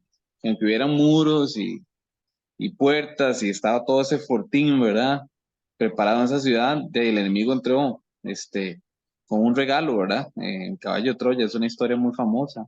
O también lo podemos ver, ¿verdad? Como eh, para el tiempo de Josué también, ¿verdad? Como fueron estos espías también y entraron. Entonces, siempre tenemos que entender que va a ser parte como le decía ahora la pastora, ¿verdad? El trigo y la cizaña, ¿verdad? Siempre va a llegar el enemigo y va a encontrar la manera como entrar tanto a la iglesia, que el Señor habla del trigo y la cizaña, ¿verdad? En el pueblo de Dios, ¿verdad? Entonces, tanto en la iglesia como en nuestra vida cristiana, ¿verdad? Entonces, siempre tenemos que estar atentos, siempre estar como las vírgenes atentos, ¿verdad? Y estar, como decía Marquitos ahora también, listos para honrar al Señor en todo tiempo, aunque ellos son Zambalat, ¿verdad? Que decía el pastor en el mensaje de hoy, porque tenemos que poner nuestra mirada en el Señor siempre, porque el hombre siempre va a fallar, el hombre siempre va a fallar y el que es perfecto es nuestro Señor y nosotros tenemos que ir caminando siempre en obediencia a Él y en tratar de ser como Él en todo, ¿verdad? Pero siempre el hombre va a fallar y por eso no tenemos que dejarnos caer, como decía Marquitos ahora, o sentirnos mal o heridos o enojados porque un hombre que tal vez no es malo, pero falló por una u otra razón, porque no somos perfectos, y ya por eso más de uno se va de la iglesia, más de uno se enoja, más de uno hace todo una tormenta en un vaso de agua, como dicen, ¿verdad? Y tenemos que tener mucho cuidado y no dejarnos mover por esas emociones, ¿verdad? Por esos sentimientos y como decía el pastor ahora al final, sino movernos por principios, ¿verdad? Principios cristianos y creo que eso es lo más importante. Pero bueno, ya no voy a hablar más y vamos a orar y le vamos a dar gracias al Señor, ¿ok? Ay, Padre Santo, gracias Señor por ser tan bueno y darnos la oportunidad esta noche, Señor, de poder haber escuchado tu palabra, Señor, por medio de la boca que hoy nos da, Señor, que es nuestro hermano el pastor Ever, por todos los hermanos que están aquí congregados hoy, Señor, esforzándose porque quieren estar en obediencia a ti, Señor, quieren aprender, quieren crecer siempre por medio de tu palabra, Señor. Por eso estamos aquí, Señor, porque queremos cada día conocerte más, honrarte más y amarte más, Señor. Por eso te damos gracias, Señor, por esta oportunidad que das el día de hoy, Señor, por todas las familias aquí representadas, Señor, también por algunos hermanos que quisieron hoy conectarse y por una u otra razón no pudieron, Señor, también por ellos y también por todos los hermanos que todavía no se conectan o todavía no saben que está esta gran puerta, esta gran oportunidad que nos da, Señor, de este discipulado, para que puedan también llegar acá y disfrutar todas estas bendiciones que tú nos das a través de este grupo, Señor, tan hermoso, Señor. Por eso te damos gracias, te damos toda la honra y toda la gloria, Señor. Y también te pedimos, Señor, que nos ayudes a seguir caminando siempre, Señor, por el camino que debe ser, que es tu camino, Señor, toda esta semana, alimentarnos por medio de tu palabra, fortalecernos, Señor, para poder seguir siempre adelante, honrándote en todo tiempo. Te amamos, Señor, y te bendecimos, Padre Santo. Amén, amén y amén.